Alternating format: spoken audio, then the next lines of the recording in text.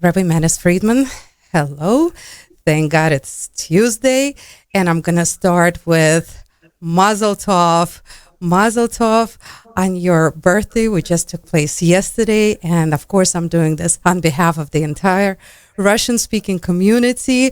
RSA wishes you just everything, health, happiness, and basically we're wishing ourselves, may we continue to be able to have the privilege of having your wisdom, your knowledge, your light spread to the world for many, many years, as we like to say, till 120 at least. So thank you very much for you.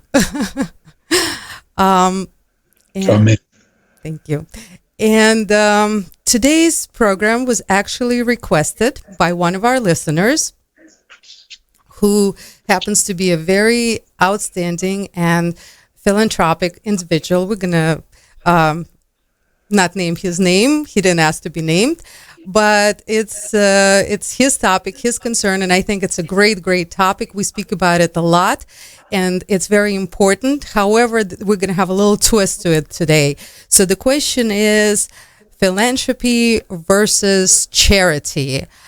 According to Judaism, which one is better? And of course, when I looked up the meaning of both words, philanthropy is explained as it's focused on helping people and solving their problems over long term, whereas charity is focused on immediate relief to people and is often driven by emotions. So I never actually thought about this. I thought, philanthropy, charity, both is good, but I think there actually is a huge topic here and a lot to discuss. So Rabbi Friedman, please take it away. That is very interesting. I think what it's suggesting is that one of them is motivated by kindness and the other is motivated by compassion. And those are very different emotions. So they're both emotional, but kindness produces philanthropy, compassion produces charity. If that's the difference between charity and philanthropy. So if it's emergency based on immediate need, that's more compassion. Where kindness doesn't react to emergency, it's just a generosity of spirit. So philanthropy means the pleasure of giving. Charity means the pain of seeing people suffer. So are you reacting to pleasure or are you reacting to pain? But there's a third level. Both philanthropy and charity have one thing in common. You're giving away your money, which is noble, which is great, which is self-sacrificing. Right? You're giving away your money. Why would you do that? Well, either because you have pleasure in kindness or because you can't stand seeing people suffer.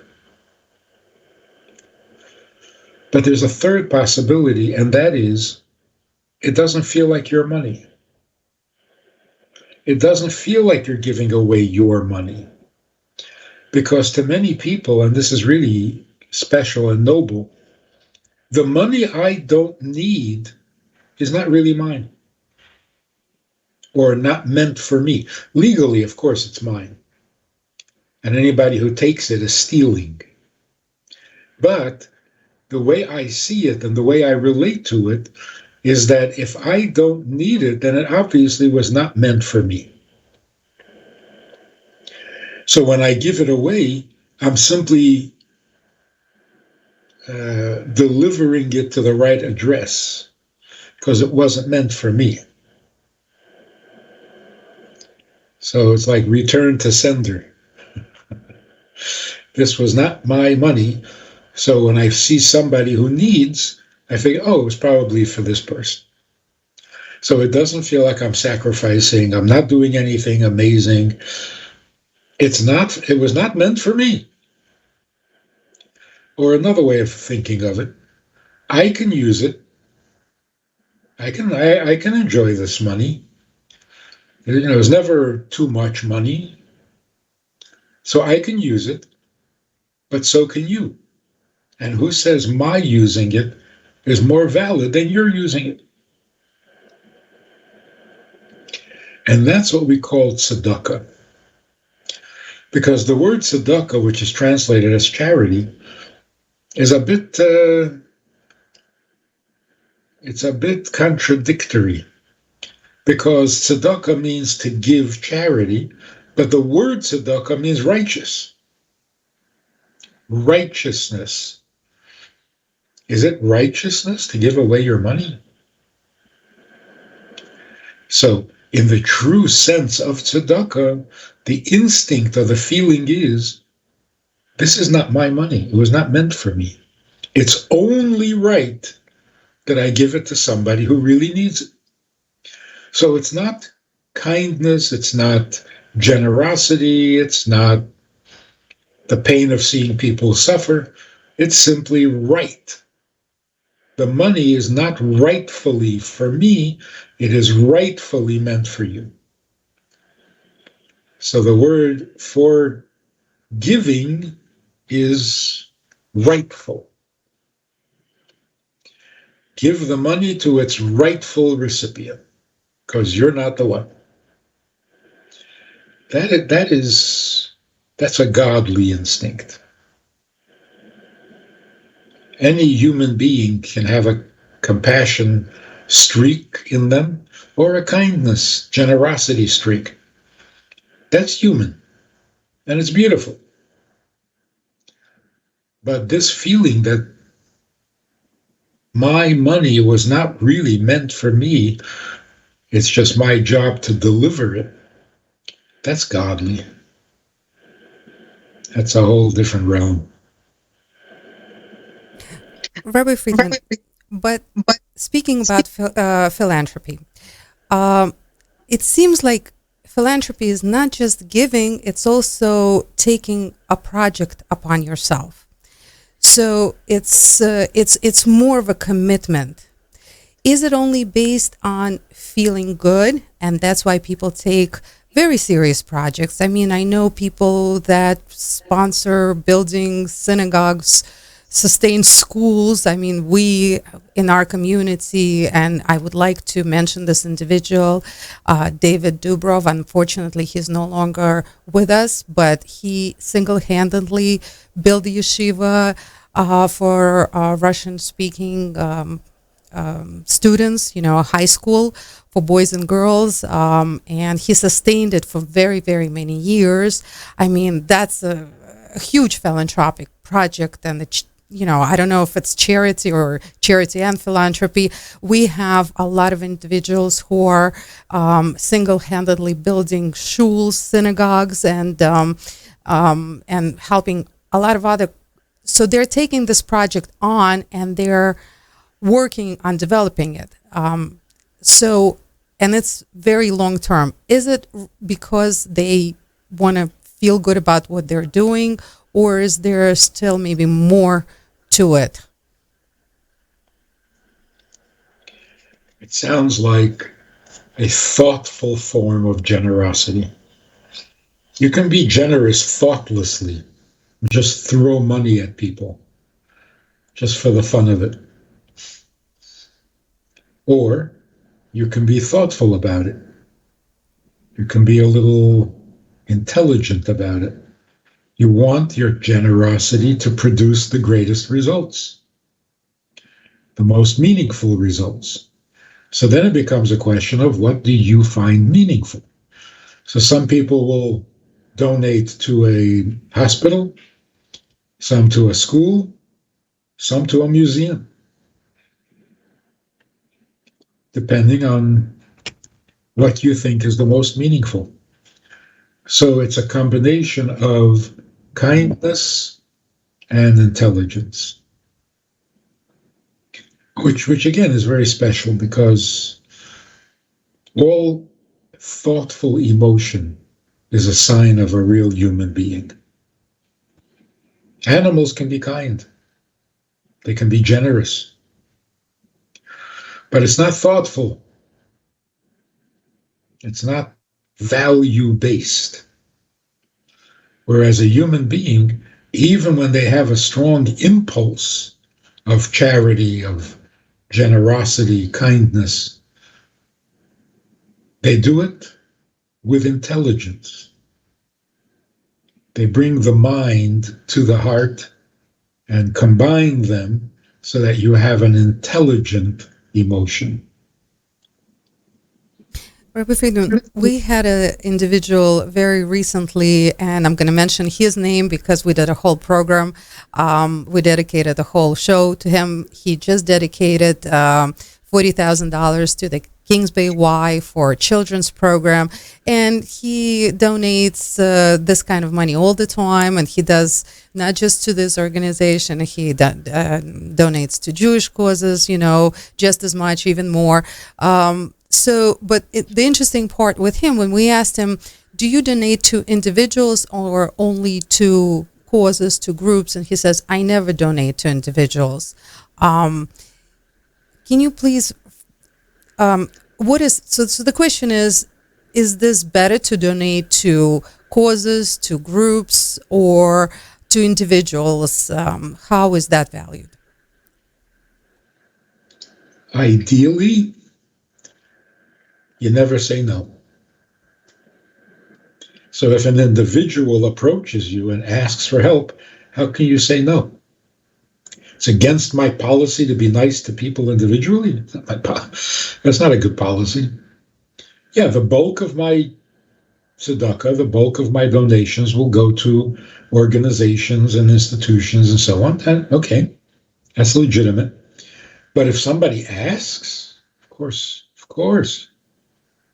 you can't walk away. But you don't go looking. Some people go looking for a good cause to donate to. Some people look for people. They actually go and find them. Who's hungry? Who's suffering? So you don't have to go looking for it, but if it comes your way, you don't say no. But isn't it greater to benefit many by donating to a cause and have a lot of people benefit from the money that a person donates rather than to an individual? And plus, you're never sure, is this individual, just lazy, or is this individual really hit hardships? And so you kind of have to figure it out. Are your money going to the right cause, or is maybe somebody actually trying to take advantage of you? So compassion doesn't make that kind of inquiry.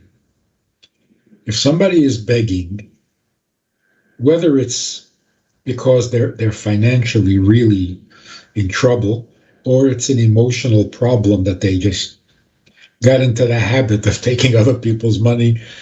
Either way, it's very sad and painful to watch. So you don't go doing an investigation. Compassion kicks in, and not only do you give, but you give compassionately,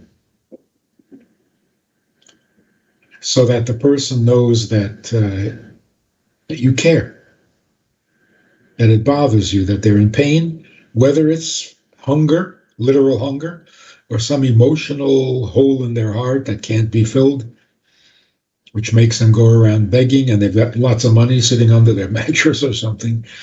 Well, that's pretty sad too. So compassion reacts to either one of them. And compassion is not a study. It's not a topic. It's an impulse. And we should have that. So again, you don't have to walk down the streets looking for miserable people. Some people love it, do it, make a career out of it, which is amazing and fantastic. Other people feel, like you say, my money can go to better causes, meaning maybe preventative. How do you make society healthier that you don't have a bunch of beggars and a bunch of homeless and street people? And so you'd rather do the preventative than the remedial. But either way, we should be very proud of ourselves, not just the Jewish people, but the American people.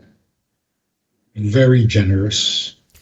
Yeah, I did actually a little digging and found that Jewish people give 20% more charity than other people, than other, whatever, just everybody else, all other groups, let's put it this way. So then the question is, why do we have a reputation about being cheap? It's always the big lie. If you're going to lie, you got to go to the biggest lie possible. So it's always the exact opposite of what's true. But no, I mean, nobody doubts. Nobody has any argument with this statistic. Americans are very generous, and Jews are 20 times more. Now it's a question of, where do you want your money to go? And there's also a generosity of personal devotion, not just financial. People volunteering, doing jobs, running errands for others, donating their body and their energy and their time. That's charity too. That's tzedakah. So you can be charitable with your time, with your money, with your body, even with your soul. Sometimes you give up some soulful benefit for somebody else's physical benefit. That's beautiful. Rabbi Friedman, what does charity or philanthropy do for the soul of a person?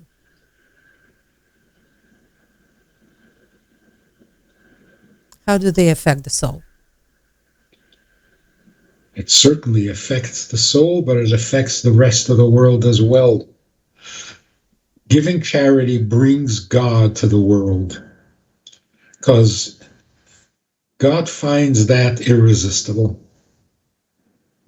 It's almost like if you're going to be charitable and you have limited, finite resources, then God feels like, hey, I can't do any less than that.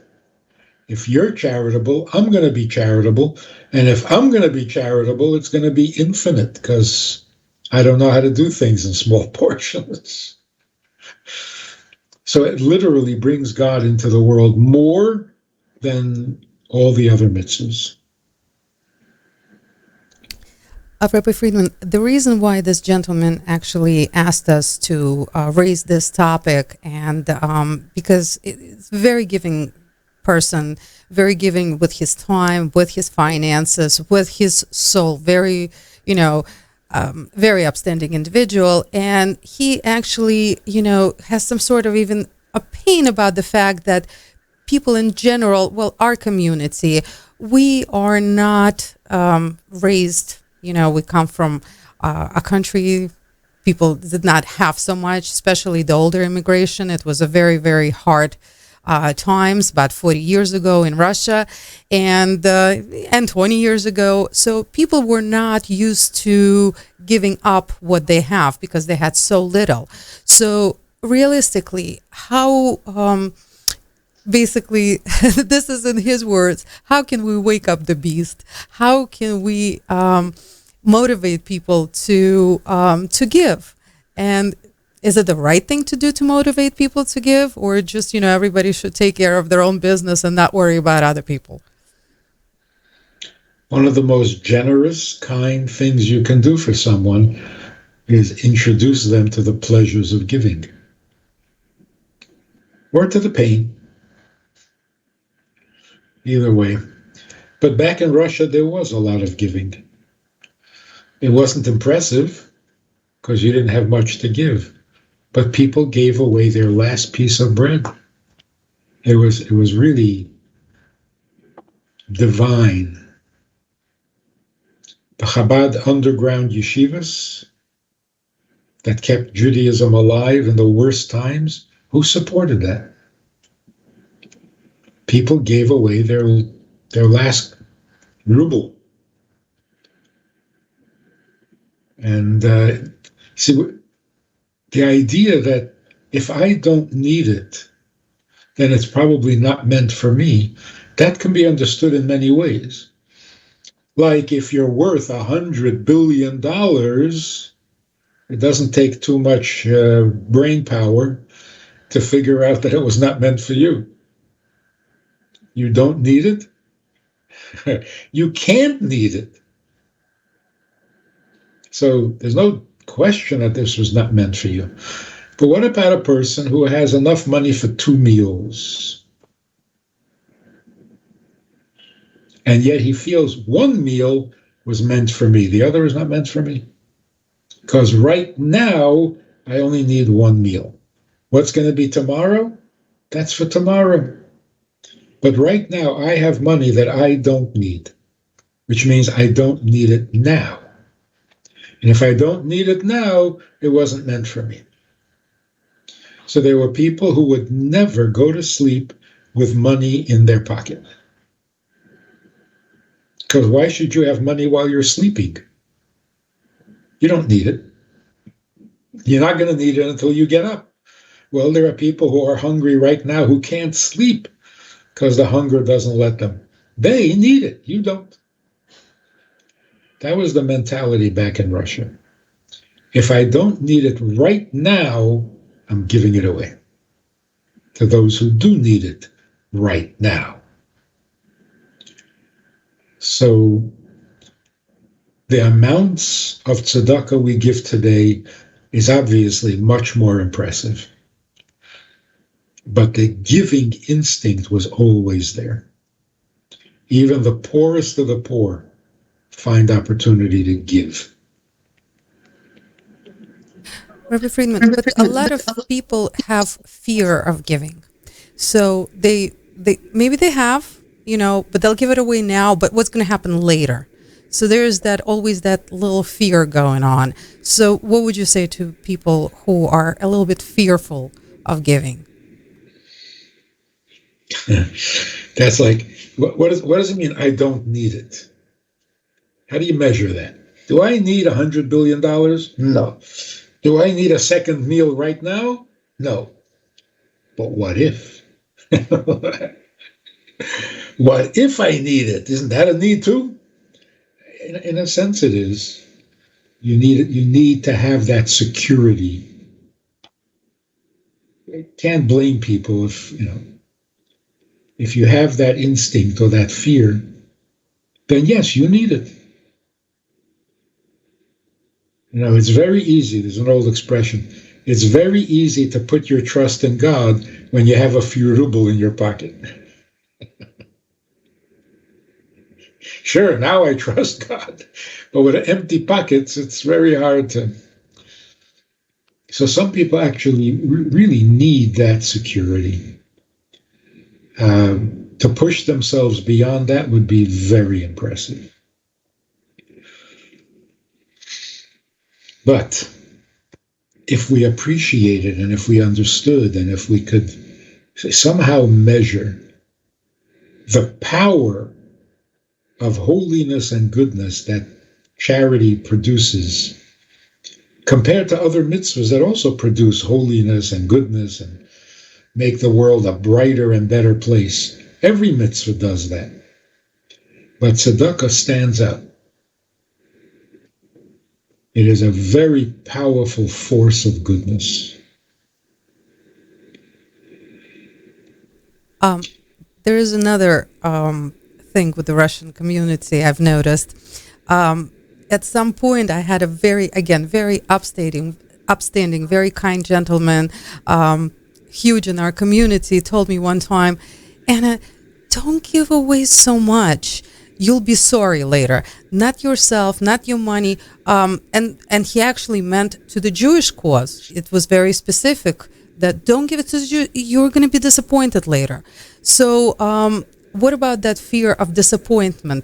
And I'm not even sure what people think when they say that, but they're kind of like holding back. Maybe they want to give, but they're afraid to be disappointed at the end.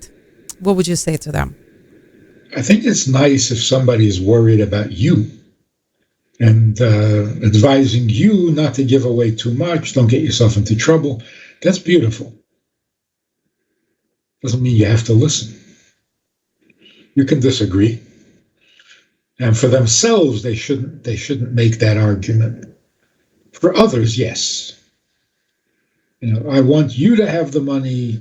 I want you to be secure. I want you to be comfortable. Maybe even indulge yourself in things that you don't need. For you, I love that idea. For myself, I don't need it. But I got to tell you, there was a shliach in Paraguay.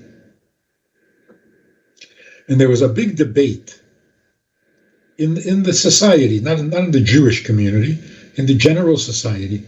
Children, young children, are constantly begging. They walk over to every car stopped for a red light with their hand out.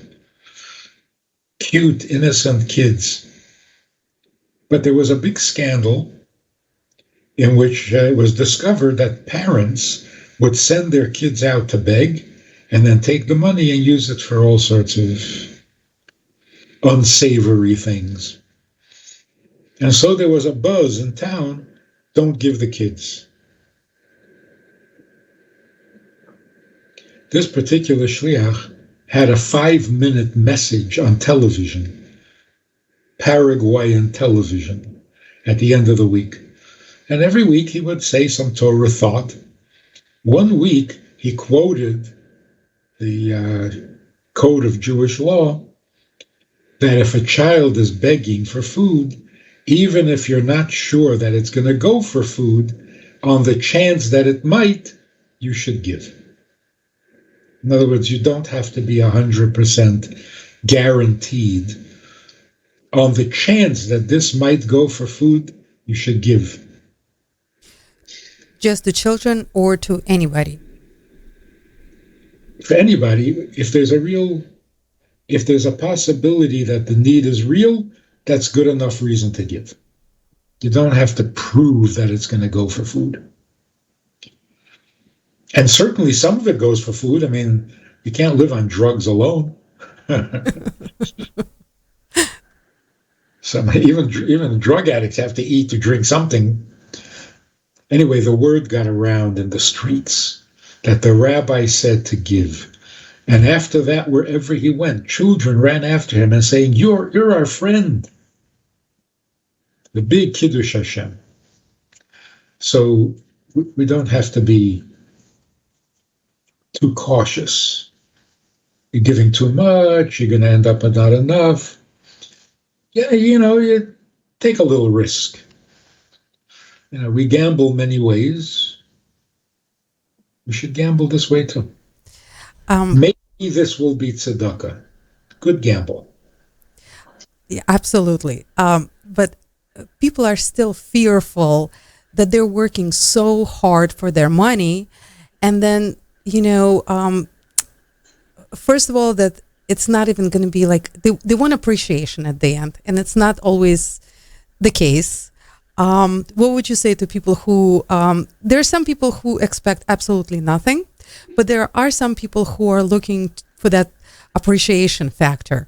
What would you say to them as far as charity is concerned?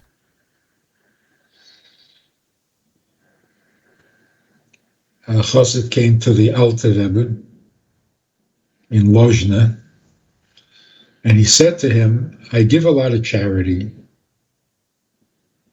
and I have a lot of hospitality, but I'm doing a little soul searching, and I'm not sure that my giving is 100% sincere. What can I do to be more sincere? The Rebbe thought about it, and then the Rebbe said, the hungry person who eats the food you give him appreciates it or enjoys it sincerely. So what the Rebbe was saying was, in giving charity, what you should be concerned with is not whether you're sincere, but that whether the person receiving your tzedakah has been truly satisfied or feels grateful, or maybe you're giving him the wrong thing. Maybe you're giving good advice when he really needs a sandwich. Then he doesn't appreciate it sincerely. But the sincerity should be in the receiver, not in the giver. That would be really appropriate, proper, full-hearted charity. But the fear of being left with nothing, God promises, I'm supposed to be feeding the poor. It's my job.